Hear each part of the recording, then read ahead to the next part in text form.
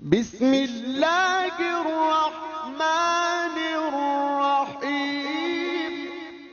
پیارے طالب علموں، پچھلی کلاسز میں ہم نے وضو میں چہرہ اور ہاتھوں کو کس طرح دھونا واجب ہے اس کا مطالعہ کر لیا۔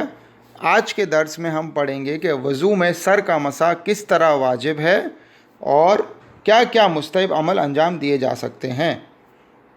مسئلہ نمبر 248، توضیح المسائل میں مسئلہ نمبر 248، سب سے پہلے ہم اس کو پڑھیں گے۔ دونوں ہاتھ دھونے کے بعد سر کے اگلے حصے کا مسح وضو کے پانی کی اس طرح سے کرنا چاہیے جو ہاتھوں کو لگی رہ گئی ہو۔ اس مسئلے میں آپ کو دو باتیں سمجھائی جا رہی ہیں۔ اول یہ کہ سر کا مسح کہاں کرنا ہے اور دوم کس طرح کرنا ہے۔ سب سے پہلے دیکھتے ہیں کہ سر کا مسح سر کے اگلے حصے پر کرنا چاہیے، جیسا کہ آپ تصویر میں دیکھ سکتے ہیں۔ سر کا اگلا حصہ کون سا ہے، اس کی مزید تفصیل بعد والے مسئلے میں بھی بتائی جائے گی۔ دوسرا اہم نقطہ یہ ہے کہ سر کا مسح وضو کے پانی کی اس طرح سے کرنا چاہیے جو ہاتھوں میں لگی رہ گئی ہو۔ اس نقطے کو اچھی طرح سمجھتے ہیں۔ جب آپ وضو کرتے وقت اپنا الٹا ہاتھ یا بایاں ہاتھ دھو لیں گے تو ظاہراً آپ کے ہاتھ گیلے ہو جائیں گے یا تر ہو جائیں گے۔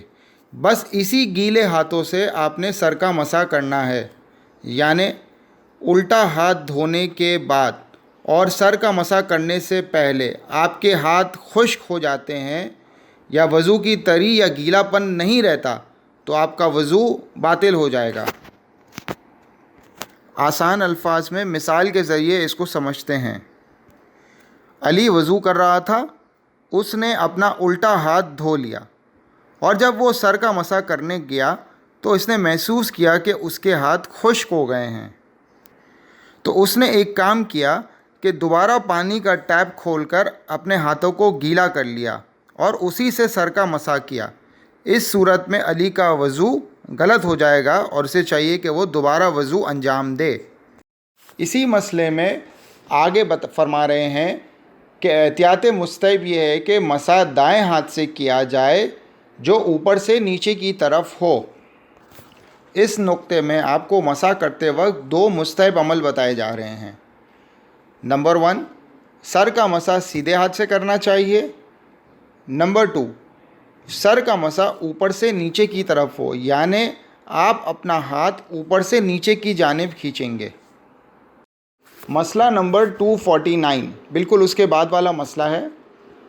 سر کے 4 حصوں میں سے پیشانی سے ملا ہوا ایک حصہ وہ مقام ہے جہاں مسح کرنا چاہیے۔ اس حصے میں جہاں بھی اور جس انداز سے بھی مسح کریں کافی ہے۔ جیسا کہ پچھلے مسئلے میں نے آپ کو بتایا کہ سر کا مسح سر کے اگلے حصے میں کرنا چاہیے، یہاں آپ کو بتایا جا رہا ہے کہ سر کے اگلے حصے سے کیا مراد ہے۔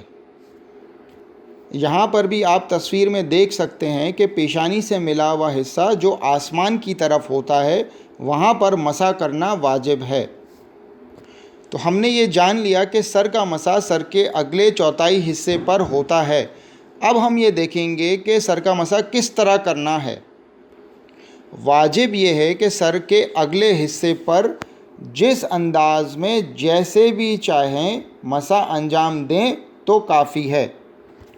اسی مسئلے میں آگے فرما رہے ہیں کہ اگرچہ احتیاط مستحب یہ ہے کہ طول میں 1 انگلی کی لمبائی کے لگ بھگ اور عرض میں 3 ملی ہوئی انگلیوں کے لگ بھگ جگہ پر مسح کیا جائے، یعنی سر کا مسح کرتے وقت یہ مستحب ہے کہ آپ لمبائی میں 1 انگلی اور چوڑائی میں 3 ملی ہوئی انگلیوں کی لگ بھگ جگہ پر مسح کریں، یعنی اگر آپ میجرمنٹ کریں تو جتنی جگہ 3 ملی ہوئی انگلیوں کی بنتی ہے تقریباً سر کے اگلے حصے پر اتنی ہی جگہ پر مسح کرنا مستحب ہے۔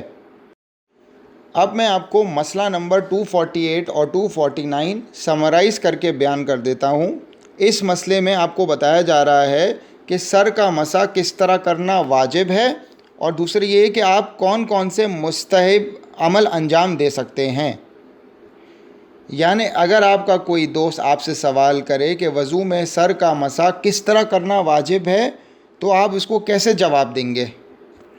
آپ اسے اس طرح جواب دیں گے کہ وضو میں سر کا مسح اس پانی سے اس طرح سے کرنا چاہیے کہ جب آپ ہاتھ دھو رہے ہوتے ہیں اس وقت جو ہاتھوں میں لگا رہ گیا ہے پانی، اسی سے آپ کو سر کا مسح کرنا چاہیے۔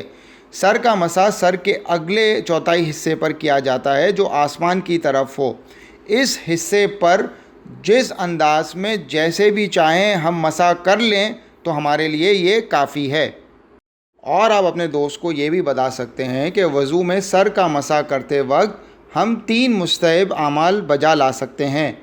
پہلا یہ ہے کہ سر کا مسح سیدھے ہاتھ سے کریں، دوسرا اوپر سے نیچے کی طرف ہو، یعنی ہاتھ کو اوپر سے نیچے کی طرف کھینچیں، اور تیسرا سر کا مسح لمبائی میں 1 انگلی اور چوڑائی میں 3 ملی ہوئی انگلیوں کی لگ بھگ جگہ پر کیا جائے۔ اس کے بعد اس کا نیکسٹ مسئلہ ہے مسئلہ نمبر 250۔ یہ ضروری نہیں کہ سر کا مسح جلد پر کیا جائے، بلکہ سر کے اگلے حصے کے بالوں پر کرنا بھی درست ہے۔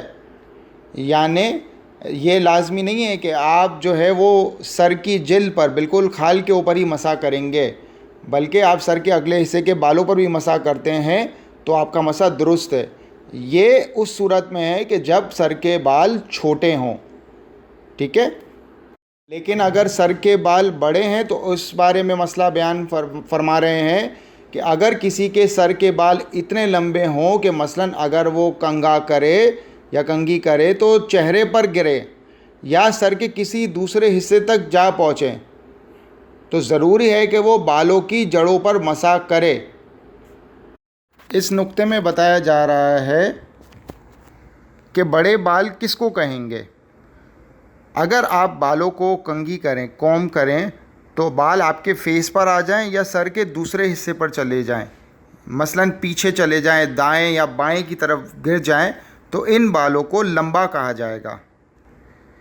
اس صورت میں آپ کے لیے ضروری ہے کہ بالوں کی جڑوں پر مسح کرے، یا مانگ نکال لی جائے، اسی طرح مانگ نکال کر سر کی جلد یا جڑوں پر مسح کیا جائے۔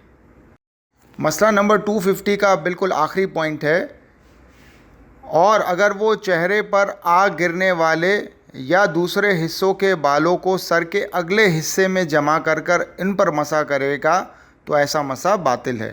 یعنی کسی کے بال اتنے لمبے ہیں اور اس کو پتہ ہے کہ سر کا مسح سر کے اگلے حصے پر ہی ہوتا ہے، تو وہ کیا کرتا ہے کہ جو بال بڑے ہیں ان سارے بالوں کو، جو دائیں ہیں جو بائیں ہیں سر کے، ان سب بالوں کو جمع کر کے سر کے اپنے اگلے حصے پر لے کر آتا ہے اور پھر اس پر مسح کرتا ہے، تو اس صورت میں اس کا مسح باطل ہے۔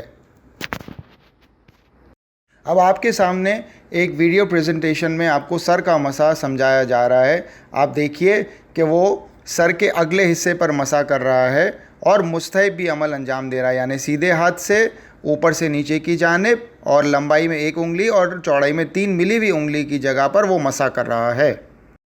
اللہم صل علی محمد